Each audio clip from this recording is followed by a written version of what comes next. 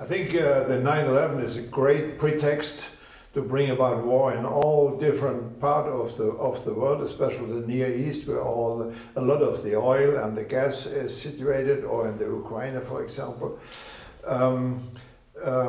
We have this lonely superpower which feels its right to occupy everything which is worthwhile on the earth, and to struggle about this with China and with Russia. I think the war against terror is one of the pretexts to do this, and the clash of civilization is coloring behind this, and you have a lot of false flag terror events after 9/11. 9/11 was a huge false flag event, but all the others, Madrid, Bali, lots of others, even Charlie Hebdo, was probably a false flag operation. So we have a continuous approach again to war. Hillary Clinton has no objection against any of these wars in the last decade, and so I think it's dominating our situation. And a normal alliance would function that the different governments would talk to the biggest government of the United States. What are you doing? How do you doing things? Why don't you clear 9/11 so that we can believe that all these wars are necessary? The war against Afghanistan, the war against Libya, against Syria, and so on and so on. And the refugee crisis it's a following of the chaos which the Americans are organizing in the Near East. I don't know whether it's meant to destabilize whole Europe. Our Chancellor is telling everybody, you are welcome here in Germany.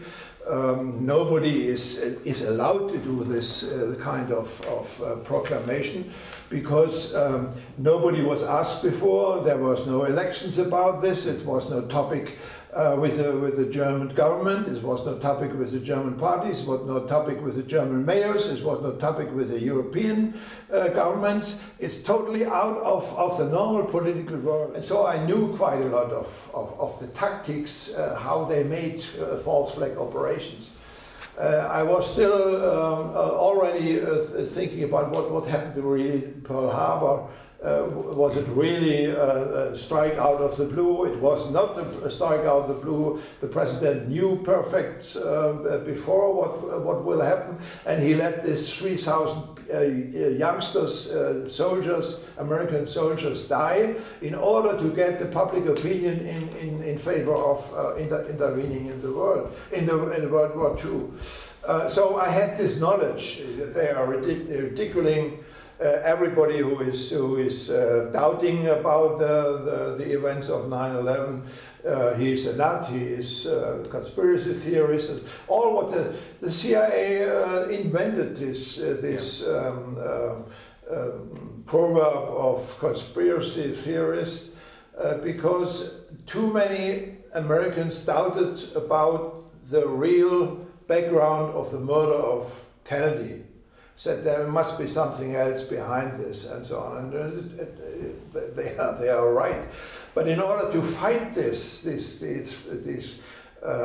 going on thinking, and perhaps even getting the majority in the American public, they found out how to fight this and to make it ridiculous, and about thinking that what the government is telling you is not the truth.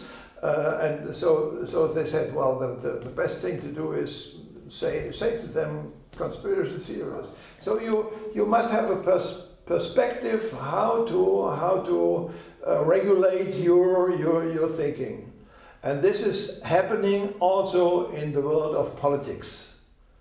And in normal thinking, we would say democracy doesn't work if you don't tell the truth, but this is no longer the case. especially if you have a superpower which is longing for the treasures of the world, which Brzezinski is telling the American elite. You have fought the Cold War, you have defeated Hitler, and now you are allowed to catch the treasures of the world. Money and cui bono. Yeah. To your opinion, who has benefited the most from the 9/11 attacks? Because there are many victims, we know that, but who are the people who... I think the military-industrial complex. And because, you know, this...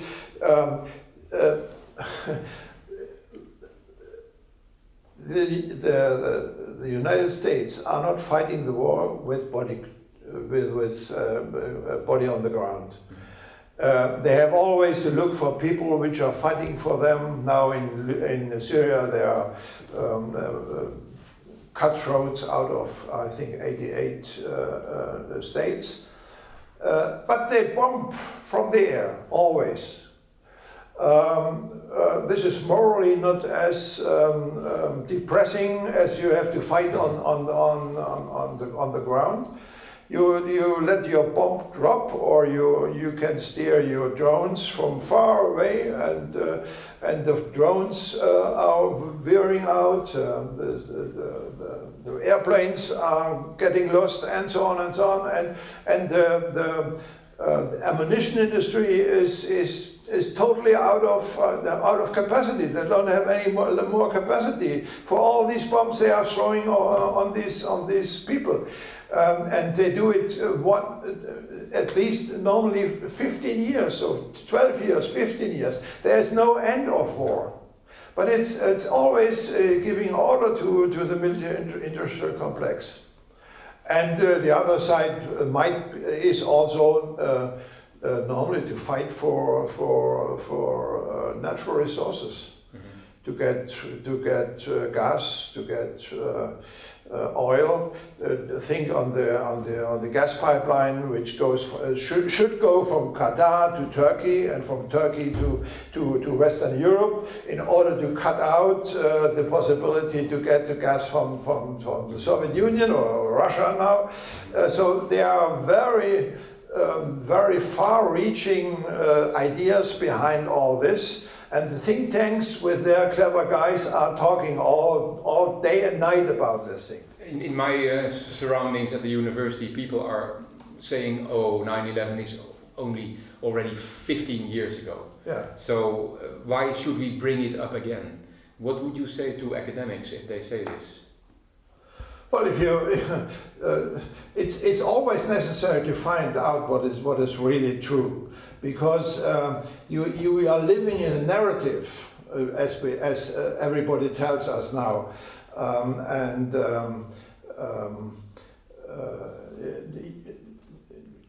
everybody is very much funded, or no, it's based on the knowledge about 9/11, that something very unexpected has happened, and very horrifying happened, and these things can come again, and they come always out of this Muslim world. So we have to look what these 19 people were they in the planes? Did they steer? Were they able to capture the planes? Were they able to fly the planes, and so on and so on? And then whether it was a controlled demolition prepared months before and hiding before the public, or total false flag, perfect made operation. Yeah, but that is true, but still academia and universities think that they are thinking independently. Do you agree with that? Because there are a lot of young people studying, and they... I think in the United States there is a lot of people thinking differently. But they don't get the money from the big foundations. Mm-hmm. But how is that in Germany, for instance? Young people know about these problems? Sometimes they know, sometimes they do not. I think the professors of political science They go on the trip of conspiracy theorists if they are sympathizing with thinking differently. But in order to find out what is really truth, what is the main reason for science, there's treason on that. Also, as engineers, they should know how to construct high buildings if these high buildings which were constructed against the impact of an on-flying aircraft were built in protection against this. So the solution of this must be a total different setup of structures in order to cope with this kind of situation. They must be very much interested, but they don't want to discuss it. So that's no, I don't believe it. It's so much complicity within the happening of 9/11. For example,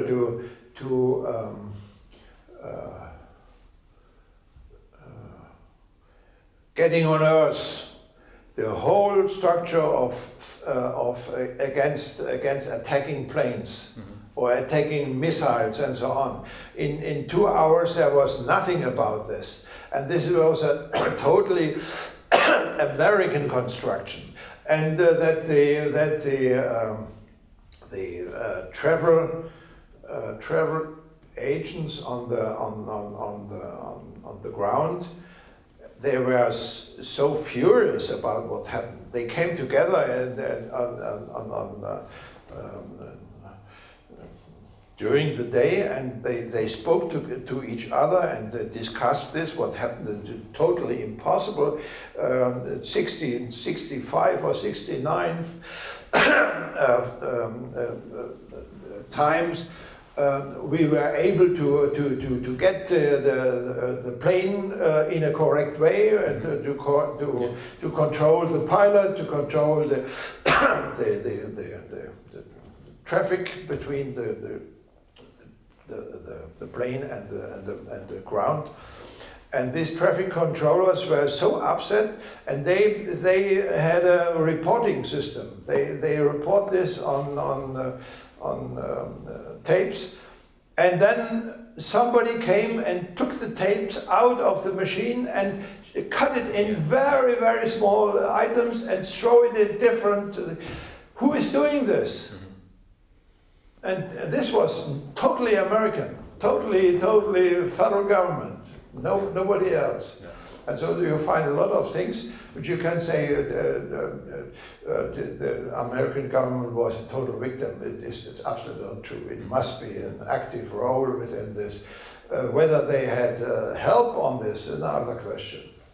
Is Granddad Andreas able to explain to his grandchildren what has happened in the United States and how that still affects their lives? Sure, if they are interested in. Are they? I tell them, and well,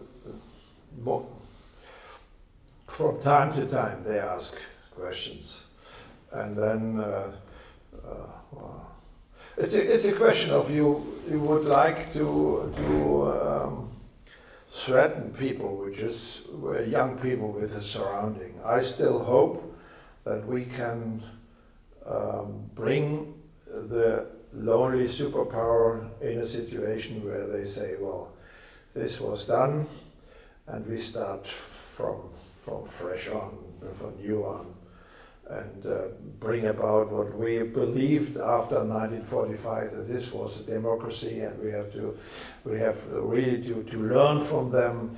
If you look at the founding fathers, what they reflected about the dangers for democracy of economics, of financial influences, and so on wars and war power in the hand of the government, and so on. So they were very reflective of this, and the American political system went totally away of this. The American system is no democracy; it's a plutocracy. And if it's possible, perhaps somehow and sometimes the American people will be able to take again the power of the democracy back to the people and not to this 0.1%. If coming back to 9/11, one of the things that young people have is, and what is also used often as an excuse, that for such a large operation as 9/11, you need so much people to not talk that you cannot keep it secret. And you have experience with secret services? No, not too much. I got some experience with these people, but not with covert operations. And covert operations is very strongly organized on the need-to-know principle, and there's then the public the publications, the media has to show out immediately what the narrative should be, and then you fit in all this.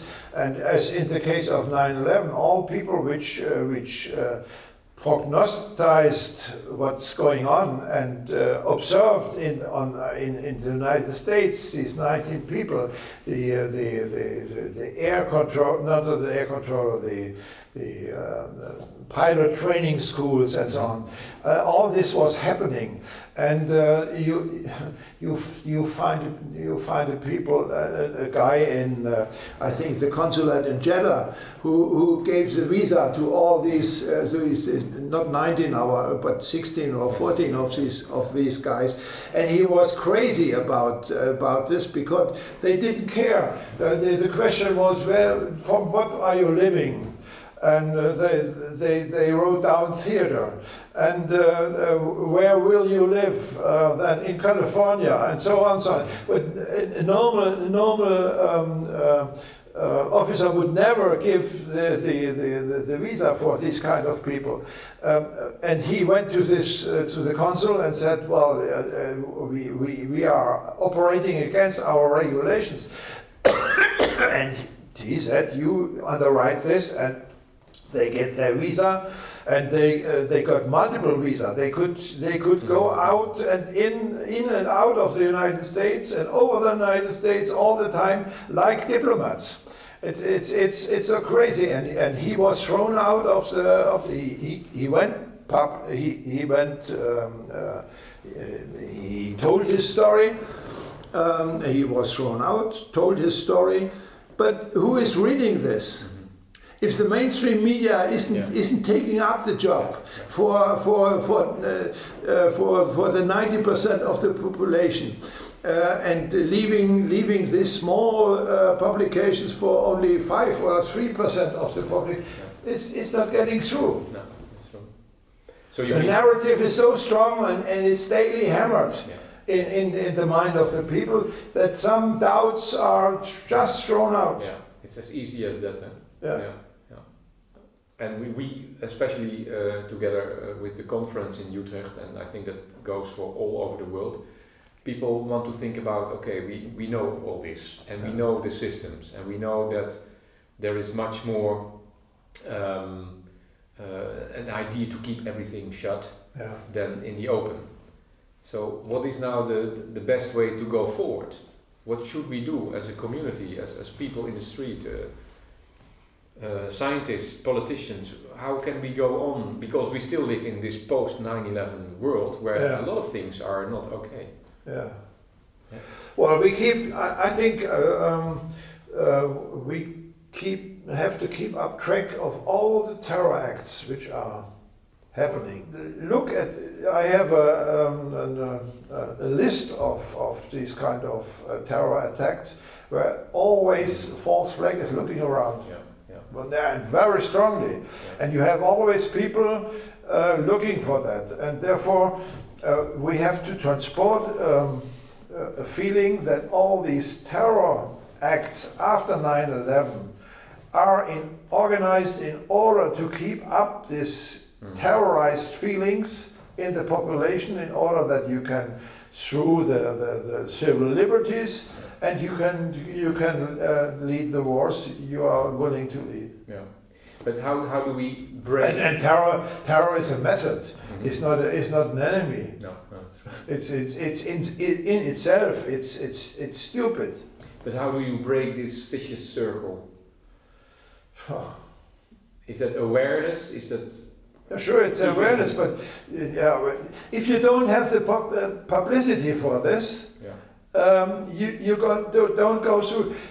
Schröder and I think Coen, they both told sometimes, we govern Germany by Bild-Zeitung and TV. Or these both. Yeah. And if you have the right people at the right place, then you can keep this 60%, which have no doubts, which are looking each evening at the TV, the news. You have them on the right track, and all the others you couldn't care. But then let me phrase it another way. Are you an optimistic man? No.